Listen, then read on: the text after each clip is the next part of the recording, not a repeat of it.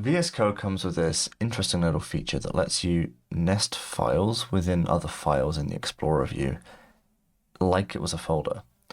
And by default, it comes with a couple of useful ones, like it nests package.lock.json underneath package.json, which is pretty handy because you can hide them by default.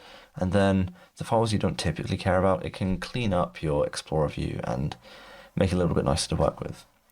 The TemPHPest extension comes with a config that enables this for a bunch of PHP related files as well. So we can see here the composer.lock file is nested under composer.json, which just gets rid of that one entry in your view.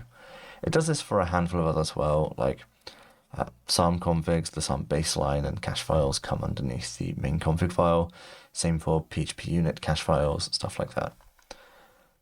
It also does it for a couple of other things. So if I come in here and I create a file called kernel test.php, it will also detect that this is a test for this class and automatically nest up there.